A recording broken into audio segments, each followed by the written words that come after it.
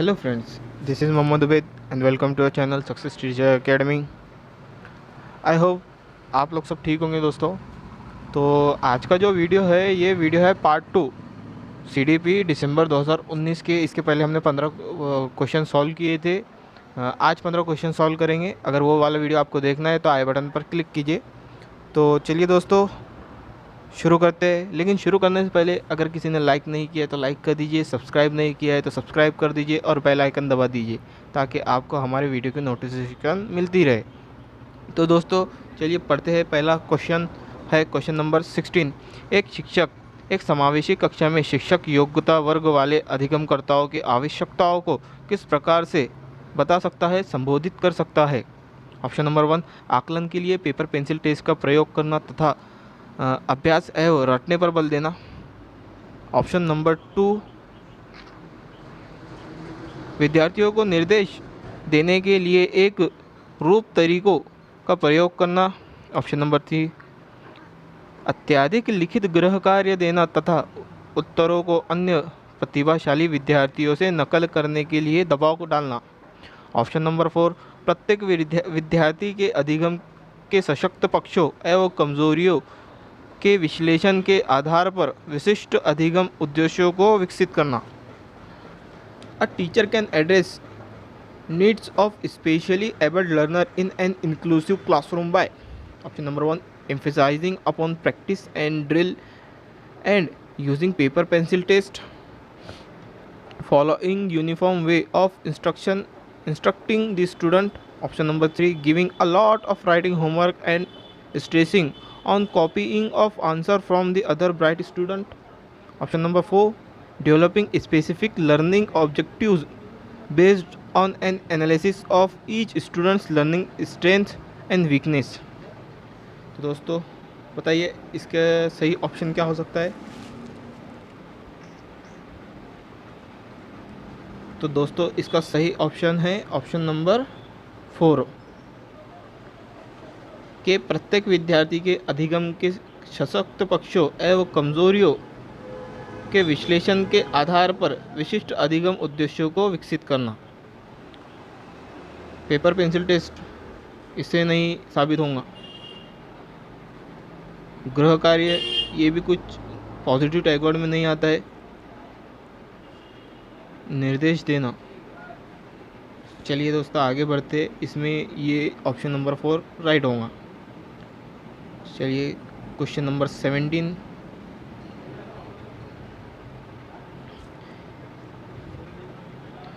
एक शिक्षिका अपनी कक्षा में सृजनात्मक विद्यार्थियों को किस प्रकार से प्रोत्साहित कर सकता है। A teacher can encourage creative learner in her classroom by। Positive question है तो हमें आंसर भी पॉजिटिव ही ढूंढना है। प्रोत्साहित करती है, प्रोत्साहित एक पॉजिटिव टैग वर्ड है। तो क्वेश्चन में अगर पॉजिटिव है तो उसका आंसर भी पॉजिटिव आएगा, लेकिन अगर क्वेश्चन में नेगेटिव है तो उसका ऑप्शन भी नेगेटिव ही जाएगा। तो चलिए इसके ऑप्शन देख लेते हैं। ऑप्शन नंबर 1, आपसारी चिंतन पर बल देकर। ऑप्शन नंबर 2, अभिसारी चिंतन को हतोत्साहित करके। ऑप्शन नंबर 3, अनेक परिपक्षों को प्रोत्साहित करके तथा मूल विचारों को महत्व देकर। ऑप्शन नंबर 4, विद्यार्थियों को जोखिम लेने एवं चुनौतियों का सामना करने से हतोत्साहित करके। Emphasizing convergent thinking, discouraging divergent thinking, encouraging multiple perspective and appreciating original ideas. Option number 4, discouraging the student from taking risk and undertaking challenges. तो दोस्तों बताइए इसका क्या हो सकता है आपके हिसाब से। ऑप्शन सोचिए। दोस्तों इसका सही ऑप्शन है ऑप्शन नंबर 3, उनके परिपक्षों को प्रोत्साहित एक पॉजिटिव टैग वर्ड है करके तथा मूल विचारों को महत्व देकर। आप सारी चिंतन पर बल नहीं दिया जा सकता, उन्हें हतोत्साहित नहीं किया जा सकता। जोखिम लेने और चुनौती लेने के लिए प्रोत्साहित किया जाता है लेकिन हतोत्साहित नहीं किया जाता, एक नेगेटिव टैग वर्ड है। तो दोस्तों इसका सही ऑप्शन है ऑप्शन नंबर 3। चलिए आगे बढ़ते हैं क्वेश्चन नंबर 18 पर। निम्नलिखित में से कौन सा कारक कक्षा में सार्थक अधिगम पर पक्ष लेता है? विच of the following factors support meaningful learning in the classroom? Option number 1, बच्चों को पढ़ने के लिए अभिप्रेरित करने हेतु परीक्षणों की संख्या को बढ़ाना। ऑप्शन नंबर 2, बच्चों को पढ़ाने के लिए अभिप्रेरित करने हेतु पुरस्कार को बढ़ावा देना। ऑप्शन नंबर 3, निर्देश के लिए केवल व्याख्यान विधि को अपनाना। ऑप्शन नंबर 4, विषय वस्तु तथा बच्चों के संपूर्ण कुशलक्षेम एवं अधिगम के प्रति सच्चा सरोकार रखना। Increasing number of test to motivate children to learn, increase reward to motivate children to learn following only the lecture mode in instruction. Option number 4, showing genuine interest in the content matter and having concern for childrens overall well being and learning. दोस्तों सोचिए क्या हो सकता है इसका option right answer. तो दोस्तों इसका राइट आंसर है ऑप्शन नंबर 4 के विषय वस्तु तथा बच्चे के संपूर्ण कुशलक्षेम एवं अधिगम के प्रति सच्चा सरोकार रखना, overall well being, overall well being and learning. चलिए दोस्तों आगे बढ़ते हैं क्वेश्चन नंबर 19 पर। निम्नलिखित में से कौन सा प्रभावशाली समस्या समाधान रणनीति का एक उदाहरण है? ऑप्शन नंबर 1, समाधान के मूल्यांकन पर बिल्कुल ध्यान नहीं देना। ऑप्शन नंबर 2, क्रियात्मक अन्वयता, एक वस्तु के केवल परंपरागत कार्य पर ध्यान देना। ऑप्शन नंबर 3, प्रतिक्रिया निर्धारण समस्या प्रस्तुतिकरण के एक ही आयाम में सीमित रहना। ऑप्शन नंबर 4, साधन साध्य विश्लेषण समस्या को अनेक उपलक्ष्यों में विभाजित करना। An example of effective problem solving strategy is option number 1, not paying any attention to evaluating the solution. Option number 2, functional fixedness, focusing on only the conventional function of an objective. Option number 3, response set, getting stuck on one way of representing a problem. Option number 4, means and analysis, dividing the problem into number of sub goal. दोस्तों बताइए इसका option क्या होना चाहिए आपके हिसाब से, guess कीजिए। तो दोस्तों इसका सही ऑप्शन है ऑप्शन नंबर 4, साधन साध्य विश्लेषण समस्या को अनेक उपलक्ष्यों में विभाजित करना। Meaning and analysis, dividing the problem into the sub goal. चलिए दोस्तों नेक्स्ट क्वेश्चन पे बढ़ते हैं। क्वेश्चन नंबर 20, निम्नलिखित में से कौन सी शिक्षण अधिगम के लिए एक प्रभावशाली शिक्षा प्रणाली नहीं है? देखना दोस्तों, नहीं है मतलब इसमें हमको नेगेटिव ऑप्शन ढूंढना है इसमें हमें, क्योंकि वो पूछ रहा है कि प्रभावशाली शिक्षा की प्रणाली नहीं है। हाँ, ऑप्शन नंबर 1, बच्चों को अंतर्दृष्टि के द्वारा अनुमान लगाने के लिए प्रोत्साहित करना। ऑप्शन नंबर 2, प्रयोग एवं पर्यवेक्षण। ऑप्शन नंबर 3, संवाद एवं परिचर्चा। ऑप्शन नंबर 4, दिए गए ज्ञान को दोहराने पर ध्यान केंद्रित करना। Which of the following is not an effective strategy for teaching learning? Option number 1, encouraging children to make intuitive guesses. Option number 2, experimental and exploration. Option number 3, dialogue and discussion. Option number 4, focusing on reproduction of knowledge is given. दोस्तों बताइए क्या हो सकता है इसका option, आप choose कीजिए अपना ऑप्शन। तो दोस्तों इसका सही ऑप्शन है ऑप्शन नंबर 4, दिए गए ज्ञान को दोहराने पर ध्यान केंद्रित करना। Focus on reproduction of knowledge is given. दोस्तों ये है इसका नेगेटिव टैग वर्ड के यहाँ हम कभी भी दोहराते नहीं हैं। रिकॉल एक नेगेटिव टैग वर्ड है। तो चलिए दोस्तों आगे बढ़ते हैं हम यहाँ पर। हाँ, पहले इसी को देख लेते हैं। जो बच्चों की अंतर्दृष्टि के द्वारा अनुमान लगाने को प्रोत्साहित करना एक पॉजिटिव टैग वर्ड है। प्रयोग एंड पर्यवेक्षण, यानी हम बच्चों को प्रयोग करने को और पर्यवेक्षण करने के लिए उन्हें प्रोत्साहित कर सकते हैं। संवाद एंड परिचर्चा, डायलॉग एंड डिस्कशन, इसके लिए भी हम उन्हें मौके फराहम करा सकते हैं या उन्हें अपॉर्चुनिटीज़ दे सकते हैं खुद को एक्सप्रेस करने के लिए। तो इसका सही ऑप्शन होगा दोस्तों ऑप्शन नंबर 4। क्वेश्चन नंबर 21, शिक्षक कक्षा में पढ़ाने में ध्यान न देने वाले बच्चों से किस प्रकार का बर्ताव कर सकते हैं? ऑप्शन नंबर 1, बच्चों को कक्षा से बाहर जाने के लिए कहकर। ऑप्शन नंबर 2, पूरी कक्षा के सामने उन्हें बार बार डांटकर। ऑप्शन नंबर 3, उन्हें बात करके तथा उनकी अरुचि का कारण जानने की कोशिश करके। ऑप्शन नंबर 4, उन्हें गृह कार्य के रूप में अत्यधिक वर्कशीट देकर। How can teachers deal with children who are non attentive in classroom? Option number 1, ask the children to go out of the class. Option number 2, scold them frequently in front of the entire classroom. Option number 3, talk to them and find out reason for their disinterest. Option number 4, give them a lot of worksheet as homework. तो दोस्तों बताइए क्या हो सकता है आपके हिसाब से ऑप्शन? सही ऑप्शन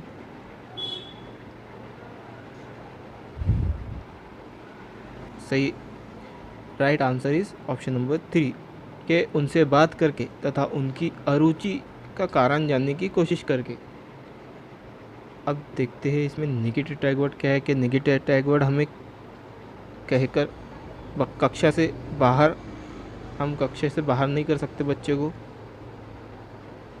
ना बच्चे को हम डांट सकते हैं, ना उन्हें ज़्यादा गृह कार्य दे सकते हैं।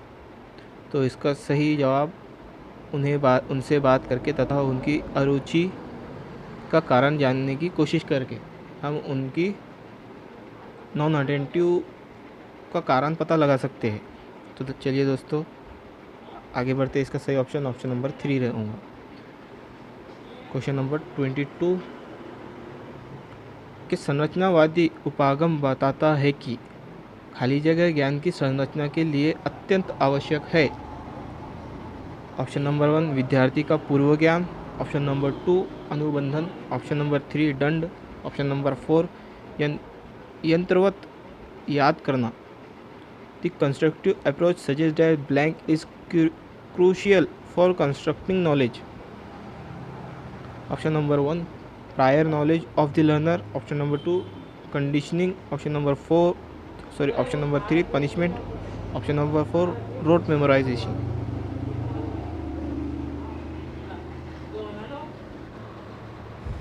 तो दोस्तों इसका सही जवाब होगा ऑप्शन नंबर 1 कि विद्यार्थी का पूर्व ज्ञान, prior knowledge of the learner. ये पॉजिटिव टैग वर्ड भी आता है कि हम उन्हें दंड नहीं दे सकते, ये एक नेगेटिव टैग वर्ड है। रोट मेमोराइजेशन, कंडीशनिंग, इसमें सही जवाब इनका यही होगा, विद्यार्थी का पूर्व ज्ञान। चलिए नेक्स्ट क्वेश्चन नंबर 23। बच्चे अनेक घटनाओं के बारे में सहजानुभूत सिद्धांत की संरचना करते हैं। इस पृष्ठभूमि में एक शिक्षक को क्या करना चाहिए? ऑप्शन नंबर 1, संवाद के द्वारा बच्चों की इन अवधारणाओं को चुनौती देना चाहिए। ऑप्शन नंबर 2, बच्चों के इन विचारों को खारिज करना चाहिए। ऑप्शन नंबर 3, बच्चों के विचारों एवं सिद्धांतों को अनदेखा करना चाहिए। ऑप्शन नंबर 4, बच्चों को इन विचारों के लिए डांटना चाहिए क्योंकि ये विचार उनके शिक्षण में हस्तक्षेप करते हैं। Children construct naive theory about various phenomena. In this background of teacher should challenge this conception of the children through dialogue, dismiss this idea that children have. Option number 3, ignore children's idea and theories. Option number 4, scold the children for having this idea and interfere with her teaching. तो दोस्तों बताइए क्या हो सकता है इसका option? तो दोस्तों इसका राइट ऑप्शन है ऑप्शन नंबर 1।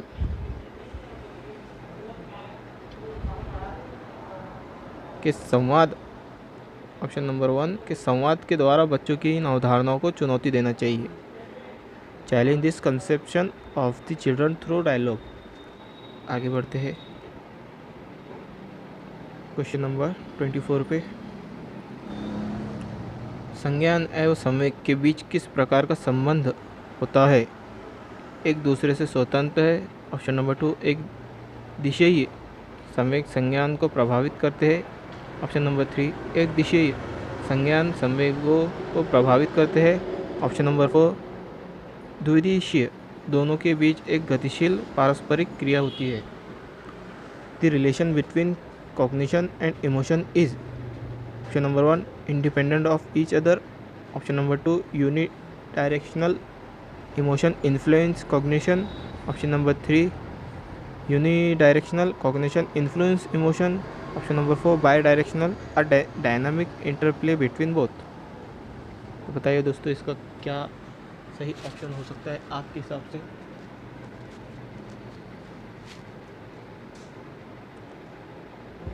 तो दोस्तों इसका सही ऑप्शन है ऑप्शन नंबर 4 द्विदिशीय दोनों के बीच एक गतिशील पारस्परिक क्रिया होती है। दोनों भी इंटरकनेक्टेड है, दोनों भी इंटरप्ले करते हैं एक दूसरे से, संवेग और संज्ञान। तो दोस्तों चलिए अगले क्वेश्चन पे बढ़ते हैं, क्वेश्चन नंबर 25 पे।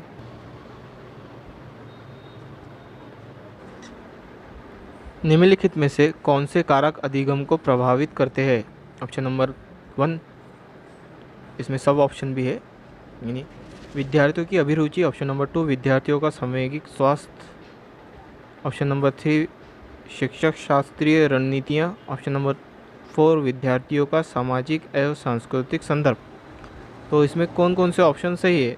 तो भाई ऑप्शन नंबर 1 में समझो पहला और दूसरा।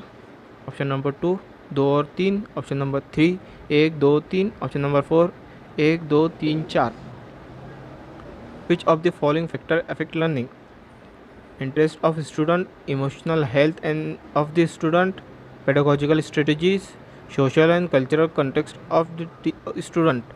Option number 1 1 and 2. Option number 2 2 and 3. Option number 3 1 2 3. Option number 4 1 2 3 4. तो बताइए दोस्तों क्या हो सकता है आपके हिसाब से इसका जवाब?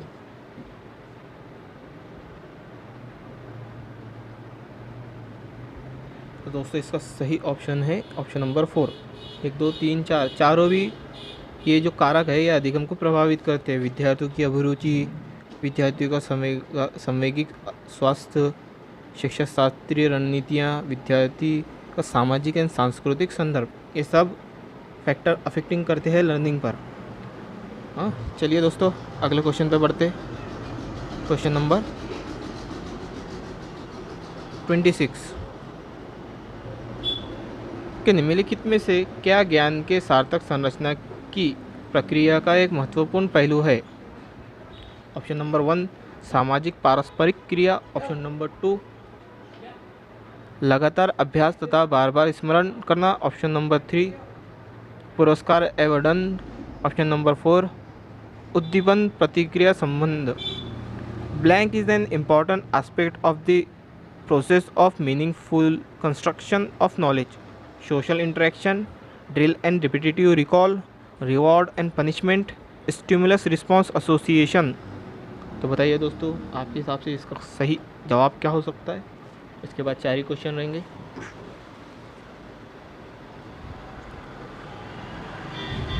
तो दोस्तों इसका सही जवाब है ऑप्शन नंबर 1 सामाजिक पारस्परिक क्रिया, सोशल इंटरेक्शन। ये सबसे ज़्यादा प्रभाव करता है मीनिंगफुल कंस्ट्रक्शन ऑफ नॉलेज पर।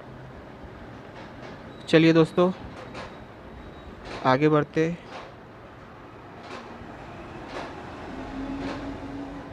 क्वेश्चन नंबर 27 जब विद्यार्थी पुरस्कार पाने की इच्छा से बार बार किसी गतिविधि को करने का निर्णय लेता है, जैसे कि एक ही प्रयोग का नियोजन एवं संचालन करना जो कि प्रत्यक्ष रूप से उस गतिविधि से संबंध नहीं है, जैसे कि एक स्टार या बैज प्राप्त करना, ऐसी स्थिति में क्या संभावना उत्पन्न होती है? ऑप्शन नंबर 1 अधिगम के प्रति भौतिकवादी अभिवृत्ति का विकास। ऑप्शन नंबर 2 समझने के लिए अधिगम से आनंद प्राप्त करना। ऑप्शन नंबर 3 पुरस्कार के बिना भी उस गतिविधि में लगे रहना। ऑप्शन नंबर 4 अन्य लोगों को खुश करने के लिए कार्य करके बजाय स्वयं की निपुणता के लिए उद्देश्य निर्धारित करना। When students repeatedly engage in an activity such as design and conduct an experiment to earn a reward that is not directly related to that activity, such as earn a star or a badge, they are likely to option number 1 develop materialistic attitude toward learning. Option number 2 enjoy learning for the sake of understanding. Option number 3 persist in doing that activity even without the reward. Option number 4 set mastery goal for themselves rather than work to please other. तो दोस्तों बताइए इसका answer क्या हो सकता है आपके हिसाब से? नंबर सही आंसर है ऑप्शन नंबर 1 कि अधिगम के प्रति भौतिकवादी अभिवृत्ति का विकास। चलिए दोस्तों नेक्स्ट क्वेश्चन पे बढ़ते हैं। क्वेश्चन नंबर 28 पे थोड़ा छोटा कर लेते हैं। क्वेश्चन नंबर 28 बाल्यावस्था की अवधारणा से क्या अभिप्राय है? ऑप्शन नंबर 1 ये विभिन्न सांस्कृतिक संदर्भों में सार्वभौम रूप से समान है। ऑप्शन नंबर 2 समकालीन सामाजिक संरचनावादी मनोवैज्ञानिकों के अनुसार ये एक सामाजिक संरचना है। ऑप्शन नंबर 3 ये है कि बच्चे दुष्ट रूप से पैदा होते हैं और उन्हें सभ्य बनाना होता है। ऑप्शन नंबर 4 ये है कि बच्चे शून्य से शुरुआत करते हैं और उनके गुण पूरी तरह से परिवेश के द्वारा निर्धारित किए जाते हैं। The concept of childhood is option number 1 universally the same across different cultural context. Option number 2 a social construction according to the contemporary social constructivist theories. Option number 3 that children are born evil and have to be civilized. Option number 4 that children begin with nothing and their characteristics are shaped entirely by environment. चलिए दोस्तों बताइए क्या हो सकता है आपके हिसाब से इसका आंसर? तो दोस्तों इसका सही आंसर है ऑप्शन नंबर 2 समकालीन सामाजिक संरचनावादी मनोवैज्ञानिकों के अनुसार ये एक सामाजिक संरचना है, यानी a social construction according to contemporary social constructivist theories. चलिए दोस्तों नेक्स्ट क्वेश्चन पे बढ़ते हैं। क्वेश्चन नंबर 29 निम्नलिखित में से कौन सी मध्य बाल्यावस्था की विशेषता है? पॉजिटिव टैग बढ़ाएं कि कौन सी निम्नलिखित में से कौन सी मध्य बाल्यावस्था की विशेषता है? ऑप्शन नंबर 1 शारीरिक वृद्धि एवं विकास बहुत तेज़ गति से होता है। ऑप्शन नंबर 2 अमूर्त रूप से सोचने तथा वैज्ञानिक तर्क का प्रयोग करने की योग्यता विकसित होती है। ऑप्शन नंबर 3 बच्चे तार्किक एवं मूर्त रूप से सोचना प्रारंभ कर देते हैं। ऑप्शन नंबर 4 अधिगम मुख्य रूप से संवेदी एवं चालक गतिविधियों द्वारा घटित होती है। क्या होता है? विच of the following characterize the period of middle childhood? Option number 1 physical growth and development occur at a very rapid pace. Option number 2 ability to think abstractly and use of scientific reasoning develops. Option number 3 children begin to think logically but concretely. Option number 4 learning occur primarily thought sensory and motor activities. बताइए दोस्तों क्या हो सकता है इसका सही option? दोस्तों इसका सही ऑप्शन है ऑप्शन नंबर 3 बच्चे तार्किक एवं मूर्त रूप से सोचना प्रारंभ कर देते हैं। Children begin to think logically but concretely. Middle childhood में बच्चे तार्किक और मूर्त रूप से सोचना शुरू कर देते हैं। चलिए दोस्तों आगे आखिरी क्वेश्चन पे बढ़ते हैं। क्वेश्चन नंबर 30 पे कि परिवार एवं पास पड़ोस बच्चों के सामाजिकरण की ऑप्शन नंबर 1 मनोवैज्ञानिक एजेंसियां हैं। ऑप्शन नंबर 2 प्राथमिक एजेंसियां हैं। ऑप्शन नंबर 3 मध्य एजेंसियां हैं। ऑप्शन नंबर 4 द्वितीय एजेंसियां हैं। Family and neighbour are option number 1 psychological agency for children.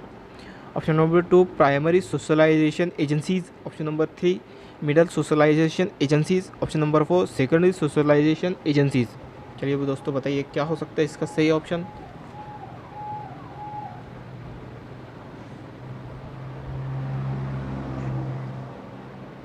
तो दोस्तों इसका है राइट ऑप्शन ऑप्शन नंबर 2 प्रथम एजेंसियां है primary socialization agency, family and neighbour परिवार पास पड़ोस, ये जो होती है ये बच्चे की प्राथमिक एजेंसी होती है। दोस्तों इस पर हमेशा क्वेश्चन आता है तो आप ये अच्छे से करके जाइएगा। तो दोस्तों यहाँ पर हमारे 30 question child development and pedagogy के ख़त्म होते हैं दिसंबर 2019 के पेपर सेकंड के। दोस्तों अगर आपको हमारा ये सेशन पसंद आया हो तो लाइक कीजिए, कमेंट कीजिए और इस सेशन को ज़्यादा से ज़्यादा शेयर कीजिए। और जो भी बच्चे या जो भी स्टूडेंट्स नए हैं वो प्लीज़ हमारे चैनल को सब्सक्राइब कीजिए। तो दोस्तों चलिए अलविदा लेता हूँ, नेक्स्ट वीडियो तक गुड बाय।